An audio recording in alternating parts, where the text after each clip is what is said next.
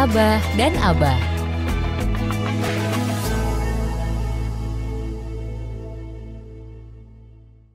Bismillahirrahmanirrahim. Assalamualaikum warahmatullahi wabarakatuh. Selamat pagi Sobat Fok. Kita berjumpa lagi bersama Abah Ali dan Abah Jatmiko. Assalamualaikum Abah Jatmiko. Waalaikumsalam warahmatullahi wabarakatuh. Pripun kabari Abah? Saya kemarin lupa ya Pak. Jane mau mengumumkan di pengajian Beringar. Itu 600 orang ya. Pengajian pasar itu kan 600 orang. Tapi aku lupa kalau saya siaran kutus-kutus jam 5 ya di Jumat itu. Nanti mereka kan berarti Abah Jatmiko masih manusia. Karena pakai lupa. Next barangkali nanti bisa disampaikan kepada jamaah bahwa perlu juga nyimak ya Abah dan Abah, yang tentunya banyak hal yang kita bicarakan, kita obrolkan ya Abah ya. Hal-hal yang barangkali enggak pernah dibayangkan oleh mereka. Oh ternyata gitu ya Abah ya. Abah, kita masih ngobrolin tentang rumah tangga nih. Ya kan? Ya, karena memang rumah tangga itu kan kehidupan. Siap. Ya, jadi hidup ya rumah tangga itu. Kalau Mas berkeinginan untuk tetap hidup, ya makanya harus berumah tangga. Kan gitu Tat. Abah Jatmiko, Abah Ali ada pertanyaan nih. Ya. Siap. Kalau kita melihat undang-undang, ya ini undang-undang perkawinan, bahwa salah satu syarat orang melakukan perkawinan itu adalah dari sisi usia. Ya, kalau nggak salah sudah ada perubahan yang terbaru kaitannya dengan undang-undang perkawinan di negara kita, bahwa syarat seseorang atau dua orang harusnya ya menikah itu, nggak mungkin satu orang menikah, dua orang menikah itu usianya minimal 19 tahun. Nah ini secara undang-undang. Abah Ali ingin tahu nih dari sisi syar'i itu seperti apa ini Abah ya. Sebetulnya rahasia ya. Masa sama Abah Ali harus Pak, pakai rahasia? Ya.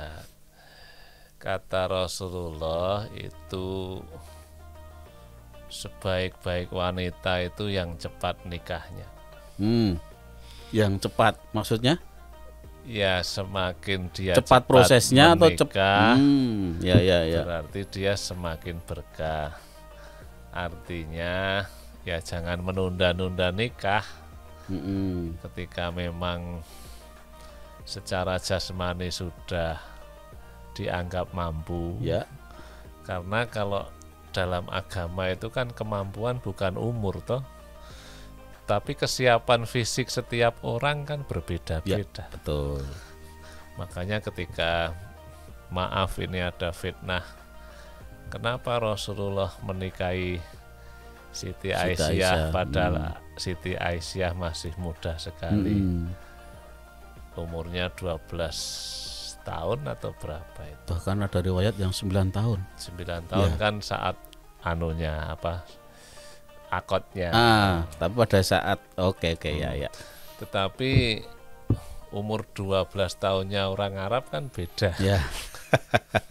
Dan juga gini Abah, umur sekarang ya, anak gadis atau kita umur sekarang kalau dibandingkan dengan orang tua kita dulu itu nampaknya juga ada perbedaan dari sisi kesiapan, fisik, gizi dan lain sebagainya. Makanya anak saya itu SMP. Kebetulan anak saya laki-laki. Kemudian ketemu sama anak SMA. Kebetulan dia keturunan Arab, perempuan. Temenmu tahu itu Dek,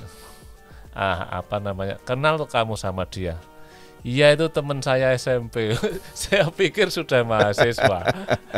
Ternyata dia baru berumur 13-14, tapi karena bapaknya itu Pakistan Arab besar itu nyatanya ya umur segitu sudah seperti mahasiswa. Saya pikir, loh Dik, kamu kenal sama dia? Ya kenal, itu kan teman SMP. Nah, artinya apa? Ternyata memang kondisi setiap orang itu kemampuannya berbeda-beda. Ada yang sudah siap umur 19, ada yang sudah baru siap umur 21, tetapi yang jelas semakin keinginan nikah itu semakin cepat, maka semakin barokah. Ya.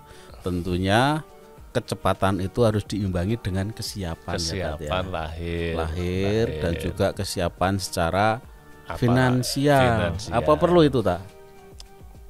Nanti dulu, yang penting lahir dulu, ya kan?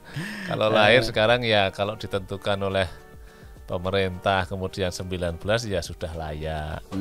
Biasanya umur segitu sudah siap secara artinya itu rahimnya sudah mampu untuk menerima takdirnya. Kemudian kalau finansial ini kan kewajiban laki-laki. Ya. Makanya di dalam agama itu disebutkan, seandainya orang itu sudah cukup secara finansial, secara batin, maka ya hukumnya wajib. Wajib? Iya, nikah itu kan menjadi wajib ketika memang sudah siap semuanya. Lah untuk apa? Ya kan? Berarti kalau sudah siap kok belum melakukan, berarti dia belum hidup ya tak? Dia belum siap kok. Belum siap. Karena kenyataannya secara usia sudah terpenuhi, kemudian materi juga sudah terpenuhi, kok belum melakukan itu.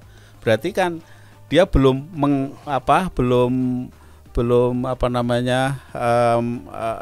terjun ataupun belum masuk dalam dunia kehidupan. Iya. Oleh karena itu memang ya wajibnya seseorang menjadi berbeda-beda pula. Artinya memang apalagi untuk menghindari zina. Wah, ini menjadi wajib sekali. Ya. Iya kan? Untuk menghindari zina, maka dia wajib sekali. Ya ma'syarus sabab, man istata'a minkumul ba'at falyatazawwaj. Hei golongan pemuda, bila di antara kamu ada yang mampu kawin atau nikah, hendaklah nikah. Karena nantinya akan menjaga mata dan kemudian farjimu. Bila mana engkau tidak mampu atau belum mampu, maka bisaum, fa'alaihi bisaum, puasalah ya. Karena sesungguhnya yang bisa mengurangi nafsu syahwatmu ya hanya puasa. Karena sifatnya kemudian menjadi tidak terlalu berpikiran. Karena orang kalau sudah, yang paling berat di muka bumi ini kan sabar menuruti keinginan. Ya, karena memang yang namanya manusia itu dominannya dengan keinginan. Sabar untuk memenuhi keinginan itu luar biasa. Ketika keinginan itu bisa disalurkan, kenapa tidak? Ya. Sementara didukung oleh berbagai fasilitas yang ada kan. Dan jangan jangan khawatir, karena memang Allah juga berjanji, kawinlah engkau, nanti aku akan memberi kekayaan kepadamu. Ya ini ya Sobat Fok ya. Jadi jangan khawatir kalau nanti Anda menikah terus gimana rezekinya, yaitu bagaimana saya nanti menafkahi istri dan anak gitu ya. Ini Abah Jatmiko sudah sampaikan bahwa Allah akan menjamin. Karena sesungguhnya nikah itu adalah kewajiban bagi mereka yang sudah memenuhi kriteria-kriteria secara syar'i tentunya. Ya salah satunya tadi dengan mencegah ataupun menghindari zina. Dan zina itu ternyata tidak hanya letterlek artinya melakukan hubungan suami istri, tetapi hal-hal yang terkait dengan itu, dengan pandangan, terus kemudian pergaulan, itu juga akan mendekati ke arah zina. Bukan begitu, Abah? Ya, dan kemudian memang yang namanya agama sebetulnya memberikan solusi, ya kan? Artinya memang orang-orang disuruh untuk nikah supaya apa? Supaya hatinya tenang, ya toh. Apalagi martabat nikah kan luar biasa. Kebahagiaan manusia itu ada 3, kata 3. Rasulullah ini. Apa aja itu, apa? Yang pertama, istri yang solihah. Nah, istri yang solihah berarti syaratnya harus nikah. Berarti sepertiga kebahagiaan di dunia ini terletak di istri yang solihah. Kalau istrinya tidak solihah berarti kurang sepertiga. Betul.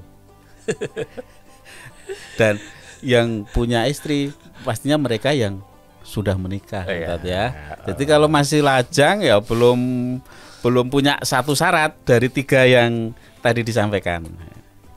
Barang siapa diberi rezeki oleh Allah, seorang istri yang solehah, ya, barang siapa diberi rezeki oleh Allah, seorang istri yang solehah, imra'atan solihah, sesungguhnya dia telah menolong agamanya separuh. Oh, ya, separuh ya.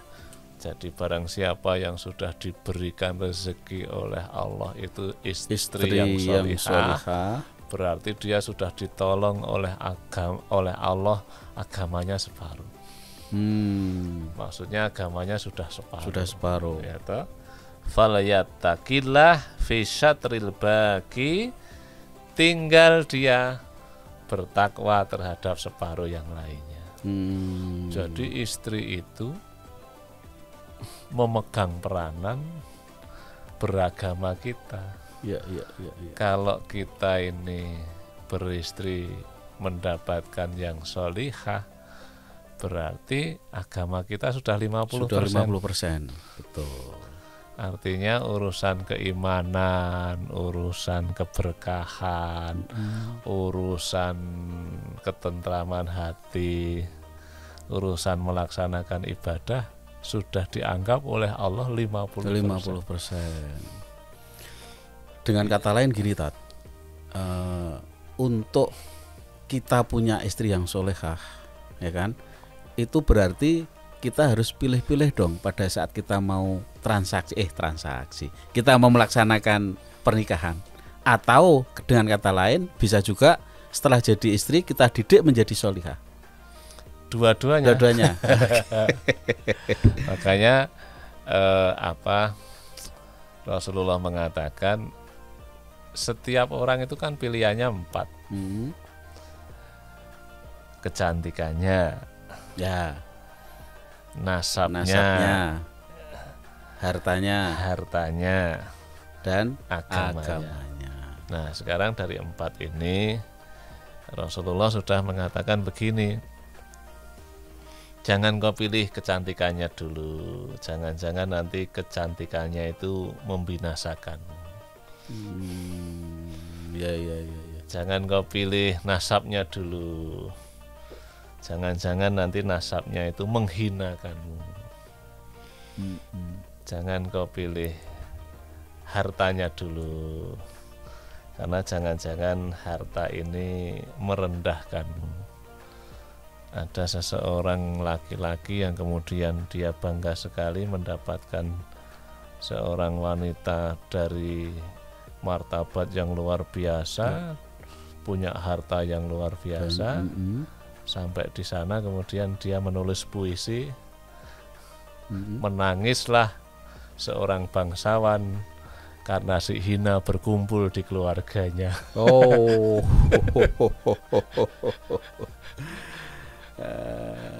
menangislah seorang bangsawan karena si hina berkumpul bersama keluarganya. Ya, artinya memang 3 hal ini kata Rasulullah kadang-kadang tidak memberi nilai apa-apa atau manfaat ya. Bukan berarti tidak boleh ya, tapi untuk meraih ketiganya itu bagaimana? Dahulukan agamanya dulu. Kalau ada 2 orang ini agamanya bagus, yang satu tidak, pilih yang agamanya bagus. Kalau agamanya sudah sama-sama, yang satu punya harta yang berkah, yang satu tidak, ya pilih yang cantik sama yang kaya. Ada 2 orang agamanya bagus, kayanya sama, yang satu cantik, yang satu kurang cantik, ya baru yang pilih yang cantik. Ada 2 orang yang agamanya bagus, sudah kaya, yang satu cantik, tapi yang satu punya keluarga yang sangat bermartabat, baik di masyarakat, ya pilih yang itu. Jadinya bukan berarti menghindari tidak boleh mencari yang cantik, tidak. Jadi ada tahapan-tahapan yang harus kita lakukan. Tetapi kalau memang harus memilih, ya apapun alasannya, dahulukan agamanya. Ya. Kemudian yang tidak kalah pentingnya satu apa? Mau ndak dia? Ya kan, cantik, agamanya bagus, keturunan dari martabat yang luar biasa, ya kan. Kemudian kekayaannya juga luar biasa. Ternyata dia menolak, Tat. Berarti karena kan pada dasarnya kita sebagai laki-laki itu kan punya kewenangan memilih. Sebetulnya kan kata Kiai kan begini. Kalau kamu ingin mendapatkan yang solihah, ya jadilah kamu orang soleh. Kalau kamu ingin mendapatkan orang yang pinter dan bijaksana, ya kamu jadi orang yang pinter dan bijaksana. Kalau kamu ingin mempunyai istri yang berakhlak baik dan berbudi pekerti luhur, ya kamu jadilah orang yang berakhlak baik dan berbudi pekerti luhur. Karena setiap roh itu dia akan ketemu dan akan bicara. Nah, bicara itulah yang akan menyatukan roh. Maka kadang-kadang kan kita itu ketemu sama orang, belum pernah ketemu, tapi begitu bicara kayaknya udah kenal 30 tahun gitu ya. Betul. Tapi kadang-kadang kita berteman dengan tetangga yang sudah 40 tahun bersama-sama, tapi kayak orang asing ya. Karena memang rohnya berbeda. Itu di masyarakat sering terjadi seperti itu. Ya, karena rohnya. Nanti kalau kita jadi orang baik, ya pasti akan bertemu dengan orang baik. Kalau kita menjadi orang biasa-biasa saja, ya ketemu sama orang yang biasa-biasa saja. Berarti kembali kita perlu koreksi dan sebetulnya memilih diri. Orang lain itu milihlah dirimu sendiri. Ya, betul. Kamu mau jadi apa? Nah, ibaratnya kita berkaca ya, Abah ya.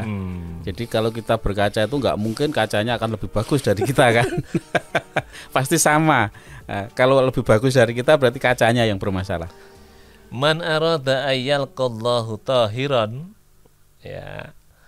Barang siapa yang mau bertemu besok dengan Allah dalam keadaan bersih lagi suci, maka nikailah wanita terhormat. Luar biasa. Jadi orang yang besok di akhirat itu ingin ketemu Allah dalam keadaan suci dan bersih, maka nikailah orang-orang yang solihah, yang terhormat.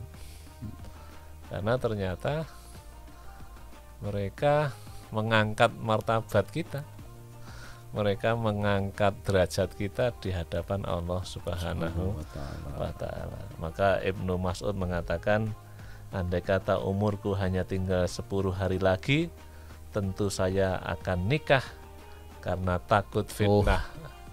Berat aku jane ngomong iki berat.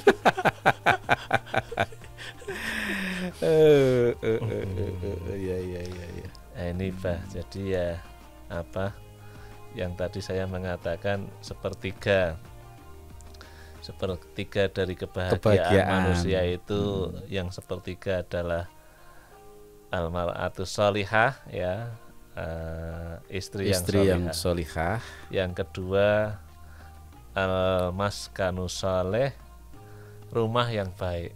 Rumah yang baik atau rumah yang bahasa kita luas. Artinya rumah itu juga sepertiga dari kebahagiaan dunia ini. Rumahnya baik, rumahnya luas. Ketika orang datang ke situ nyaman, karena memang banyak makanan, banyak minuman. Betul loh Pak? Betul. Ini bukan duniawi loh, yeah. Bukan duniawi loh. Di situ sejuk. Ya toh, di situ untuk duduk nyaman. Cuma apapun alasannya, senyaman-nyamannya rumah, kalau istrinya nggak nyaman juga nggak akan kesana lagi. Males pulang gitu ya, apa ya? Kalau nggak nyaman dengan istri berarti kan walaupun rumahnya luas, nggak tamunya itu loh. Tamunya kan nggak kesana juga. Tapi kan kita juga kalau istrinya juga sama kita bertamu ke sana, istrinya juga akhlaknya nggak baik kan ya. Itu kalau dilihat dari kalau ada tamu. Nah, tapi kalau dilihat dari sisi kita sendiri kan juga seperti itu. Kalau istri nggak solehah, kan tadi istri sepertiga dari kebahagiaan. Kemudian rumah juga sepertiganya rumah itu kan. Rumah katakanlah terkondisi dengan baik. Mewah, kemudian apapun di situ ada. Tetapi itu tadi istri tidak solehah. Akhirnya kita sebagai suami juga mungkin malas-malasan pulang. Ya ngapain juga pulang, di rumah juga istri ini itu dan sebagainya gitu. Rumahnya jadi sempit. Padahal luas. Ya. Secara faktanya luas. Karena otomatis kita malas masuk ke rumah karena ya bila bisa diartikan rumah itu jadi sempit karena kita malas. Iya. Makanya apapun alasannya sepertiganya harus istri dulu. Kalau begitu yang sepertiga yang lain bisa berfungsi kalau dari pertamanya sudah fungsi dulu. Berarti kalau bisa saya tarik kembali ya. Tadi kan istri kebahagiaan kita ya kan, istri solehah sama rumah. Berarti kalau kita nikah harus punya rumah dulu dong. Gimana itu? Boleh. Enggak nikah kalau belum punya rumah. Punya prinsip itu boleh. Ya, boleh saja. Tapi kalau janji Allah kan nikahlah kamu, nanti aku akan mengkayakanmu. Iya. Jadi jangan khawatir kalau belum punya rumah. Insya Allah ya dengan nikah itu segera akan punya rumah. Yang ketiga minimal rumah mertua tak? Yang sepertiga ya al-markabus saleh. Yang sepertiga itu kebahagiaan ini luar biasa ya. Ternyata dari kendaraan yang baik. Sehingga mudah untuk silaturahmi ke sana kemari. Sehingga mudah untuk menjalankan dakwah ke sana kemari. Jadi istri yang pertama menjadi sumber. Kemudian kita di rumah istirahat, banyak inspirasi, menjadi yang kedua. Yang ketiga kayaknya terus explore ya. Jadi kebahagiaan untuk apa kalau tidak dieksplor ya toh? Kita akan mencontohkan ini loh kebahagiaan seperti ini. Kita silaturahmi ke sana kemari, butuh kendaraan yang bagus. Gampang saja kalau kita mau ke Bantul atau kita mau ke Sleman, adanya hanya roda 2. Ya enggak apa-apa. Cuma kalau ada roda 4, hujan pun kita akan berangkat. Tidak akan terhambat ya, walaupun kaitannya dengan itu cuaca. Kalau bicara baru di sekitar Jogja. Sekarang kalau Jakarta, Kalau adanya yang 900 cc, ya enggak apa-apa. Tapi kalau ada yang 2500 cc, ya lebih semangat. Betul. Ya kan? Ya. Ya ternyata Rasulullah sendiri, walaupun dikatakan sederhana, tetapi untanya paling baik. Untanya paling cepat. Untanya pilihan deh. Ya. Jadi ketika kita memang mengutamakan kendaraan. Kalau bermewah-mewah itu kalau sudah 4-5 ya. Udah yang dipakai cuma satu ya. Apa ya? Kalau 1, 2 itu yang terbaik misalnya. Fungsinya ya, bukan kemewahannya. Itu termasuk kebahagiaan sepertiga dari dunia ini. Kata Rasulullah adalah kendaraan yang dipakai untuk kemana-mana. Kalau dulu ya memang betul kuda yang bagus bisa dipakai untuk jihad, ya kan? Untuk berdagang, ditakuti orang ketika jihad dan lain sebagainya kan butuh kuda yang bagus. Punya unta yang bagus untuk berdagang sampai ke Syam dan lain sebagainya. Ya memang sebetulnya udahlah kita catat aja lah. 3 kebahagiaan di dunia itu, satu istri yang solihah. Yang kedua rumah yang baik, ya toh? Nyaman untuk tamu, ya kan? Yang ketiga kendaraan yang baik. Sebetulnya simpel loh. Ya. Simpel sekali. Dan syaratnya hampir semua orang mampu bisa mendapatkan itu. Dan berarti kan semua orang bisa bahagia sebenarnya ya, ya. Tapi kenapa kok di luar sana kok merasa banyak orang yang hidupku kok konsepnya berbeda, Pak. Yang pertama, ketika mencari istri dia sudah tidak yang solihah, ya kan? Jadi ada tujuan lain dan lain sebagainya. Kemudian ketika dia membangun rumah, misalnya konsepnya sudah tidak untuk aku tuh kalau bangun rumah kan untuk menerima tamu, untuk ini dan itu dan lain sebagainya kan beda loh dengan orang yang misalkan pagarnya tinggi, biar tidak diganggu orang, ya kan? Biar tidak ada maling yang masuk kan gitu. Jadi akhirnya diantisipasi segalanya sehingga wujudnya rumah seperti itu. Kemudian yang ketiga banyak juga orang yang mereka itu mencari kendaraan bukan untuk fungsinya kan? Ya. Untuk kemewahan. Ada unsur kesombongan. Atau ada unsur misalkan untuk kebut-kebutan. Kalau anak muda dicoba untuk kreasi dan lain sebagainya bukan fungsinya untuk kesana kemari kan.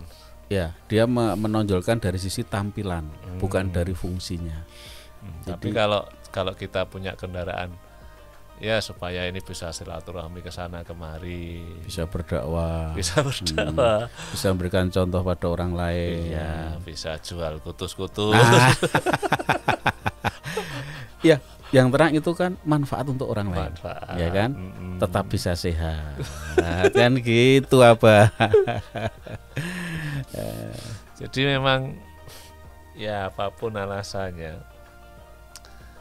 rumah tangga itu sumber kebahagiaan, Pak. Jadi kalau kita putar-putar ngomong apa saja, ya kuncinya di rumah tangga. Kuncinya di rumah tangga. Kadang-kala kita itu di luar rame, di dalam sepi. Mending di dalam rame, di luar sepi. Ya kan? Kita punya teman kemana-mana. Badminton ada, tenis ada, ya kan? Racing ada, sepedaan ada, wes luar biasa. Temennya kalau mau di WA itu sampai ratusan, 200-an, mereka semua menghubungi luar biasa, kesana kemari di luar rame. Tapi begitu di dalam rumah sudah ya toh, ngomong sama istrinya hanya perlu saja. Kopi ya, ini ya. Sudah nggak segembira ketika di luar tadi. Ya kan?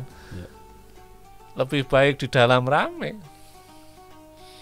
Ya kan? Di dalam rame. Terlebih-lebih kalau bisa di luar rame, di dalam rame. Sebetulnya orang itu kalau di dalamnya rame itu keluarnya pasti lebih rame, Pak.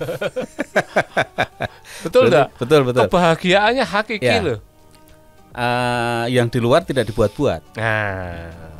Tapi kalau di dalamnya itu sepi, dia rame di luar, berarti ramenya dibuat-buat atau mencari solusi keramaian, hiburan. Mencari hiburan untuk dirinya sendiri. Iya, dia sudah nggak betah di rumah, mencari hiburan keluar.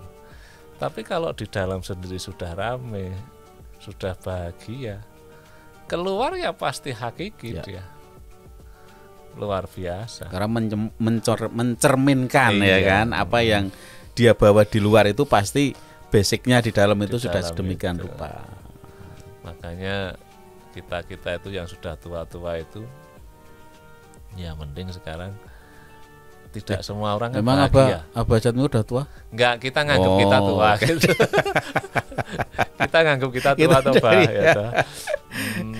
ya bagaimana ketika kita sudah tua-tua begini ya harus men-setting lagi dari awal, dari keluarga dulu. Ya.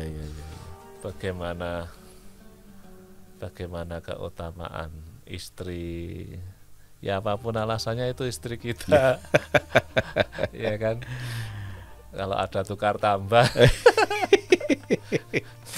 emang kendaraan. Nah, makanya ya itu istri kita, itu anak-anak kita, itu yang akan mendampingi kita besok di hadapan Allah Subhanahu wa taala.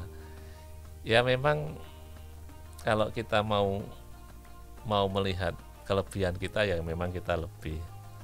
Tapi kalau mau melihat kekurangan kita ya sebetulnya kita kurangnya banyak. Ya kan? Betul, yang terang ya kita mau melihat kekurangan dan kelebihan termasuk partner kita kan gitu. Jadi jangan tuntut partner kita untuk lebih terus. Tapi juga harus menyadari bahwa kita itu punya kekurangan. Sebetulnya konflik itu kan karena adanya penuntutan Pak. Ya. Yakin lah. Ya, di satu sisi sendiri apa yang dia tuntut belum tentu ada dalam dirinya. Iya. Ini.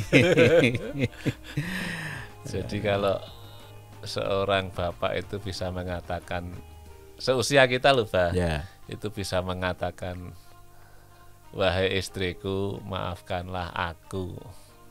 Sebagai suamimu ya cuma bisa begini. Kalau lihat kekuranganku, aku mohon maaf, tidak seperti ketika engkau misalkan mendapatkan suami orang lain. Mudah-mudahan engkau meridhoiku. Istri juga bisa berkata sama suami, wahai suami, mungkin kalau engkau mendapatkan orang lain akan lebih bahagia. Tapi engkau cukup mendapatkan aku, mohon maaf segala kekuranganku. Wah, orang kalau sudah bisa begitu, ya toh? Iya. Neng ya ndak bisa. Ngomongnya bisa, Pak, ya kan? Bisa ngomongnya gampang tadi apa Jatmi kok ngomong seperti itu, ya kan? Ditirukan aja. Kalau bisa luar biasa. Anak bisa, wahai bapak dan ibuku, aku anakmu, mohon maaf. Aku tidak seperti anak yang lain yang mampu membahagiakan lebih sama bapak ibunya. Aku cuma bisa begini, tapi aku tetap akan berusaha ayah ibu supaya aku lebih baik dari sekarang. Kita mendambakan anak seperti itu. Ingin sekali kita punya anak kayak orang yang mah, wah, teriakan pagi mereka tuh nuntut saja, ya toh? Iya. Terus kemudian yang laki-laki juga nuntut aja. Gimana tuh mah? Mana? Wah, yang perempuan, wah, ya, waduh, luar biasa. Kadang-kadang lakinya bilang di dalam hatinya juga nyesel toh, Bah. Aku kok seperti ini dapat seperti itu. Sebetulnya kan aku dapat yang lebih. Bisa mendapatkan yang lebih dari yang sekarang. Karena sekarang sukses, dulu enggak kan gitu. Nah, itu kan kalau sudah penuntutan semua itu kan, itu berarti kan setoniyah, Bah. Ya. Sudah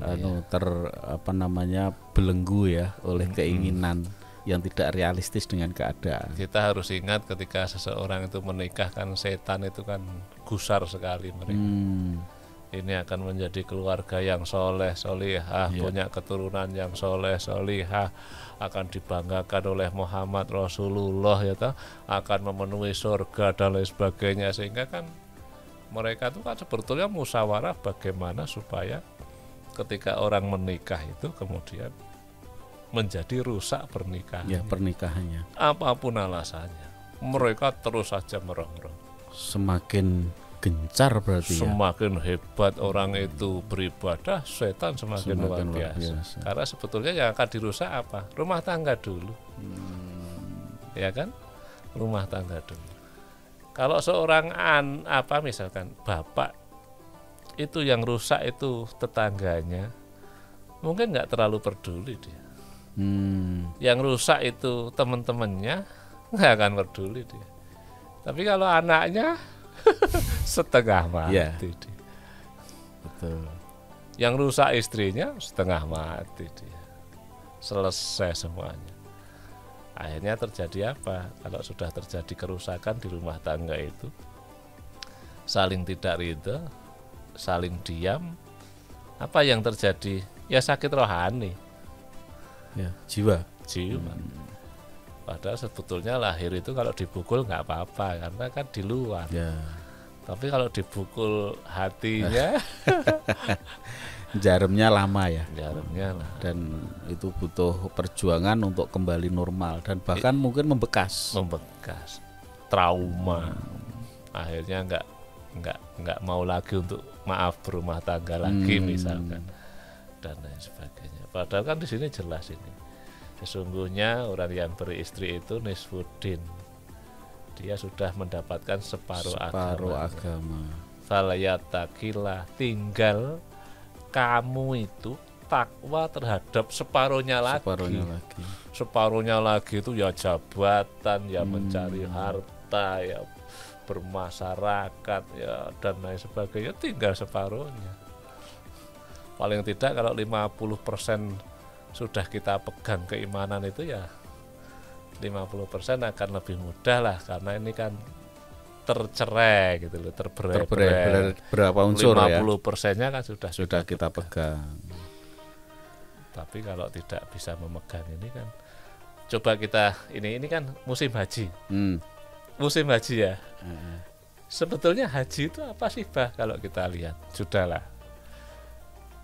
Kalau aku boleh bicara, boleh. Iya.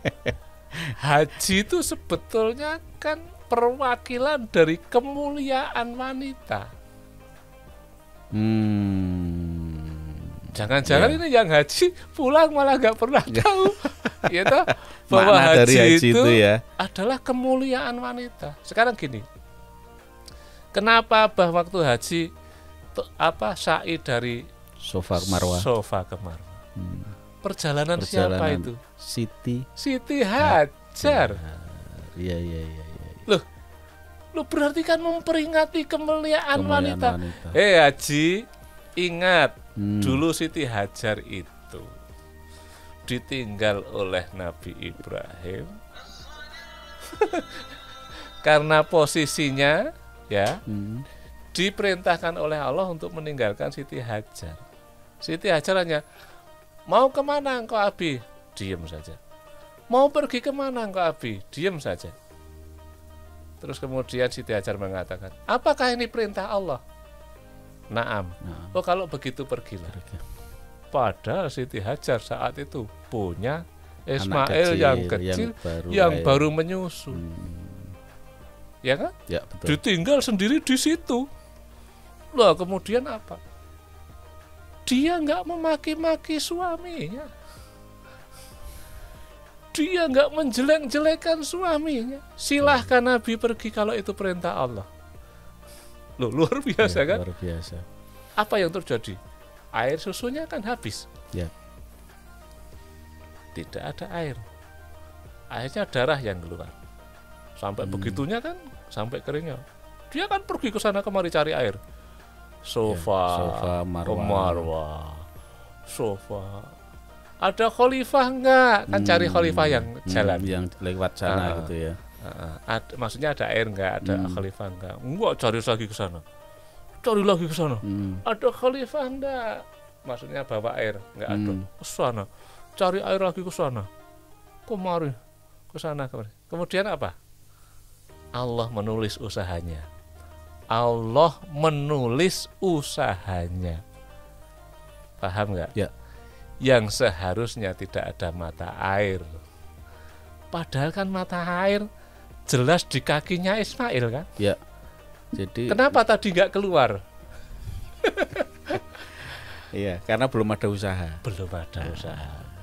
Dan seorang wanita loh, Pak. Ya. Di tengah padang pasir. Luar biasa. Belum ada kehidupan di situ ya. Apa ya? Dia usaha, nggak mengenal menyerah. Bayinya ditinggalkan, kembali lagi, dia cari air, kembali lagi. Baru Allah, ini ada wanita yang luar biasa. Usahanya luar biasa. Akhirnya apa? Allah ngasih rezeki. Kayaknya sama seperti ayat tadi. Nikahlah kamu. Kalau kamu miskin, Allah akan mengkayakan. Hari itu tidak ada mata air loh, Pak. Ya. Perhitungannya kan mati. Ya. Nah, ini loh, Pak. Tapi waktunya habis. Baik, Abah Jatmiko ya, nampaknya kita harus menyelesaikan obrolan kita. Sobat Folk yang berbahagia, jangan khawatir ya. Minggu depan Abah dan Abah akan hadir. Sementara mudah-mudahan apa yang kita obrolkan ini ada manfaat untuk Sobat Folk semuanya. Billahi taufiq wal hidayah. Assalamualaikum warahmatullahi wabarakatuh. Abah dan Abah.